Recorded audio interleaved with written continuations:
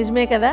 మహిళలుగా గృహ బాధ్యతల్లోనూ ఇటు ఉద్యోగ బాధ్యతలు ఏకకాలంలో నిర్వర్తిస్తూ కాలంతో పోటీ పడుతూ ఉన్నాము. ఈ బాధ్యతల నడుమ మహిళలమైన మనము కొద్దిపాటి అలసటకు ఒత్తిడికి గురవుతున్నాం. అందుకే మళ్ళీ మనల్ని మనము పునరుత్తేజింప చేసుకోవడానికి, మన తర్వాత తరాల ఎదుట దేవుని క్రియలు కొనియాడుటకు మన ముందుకు వచ్చేసింది మహిళా మేల్కొలుపు.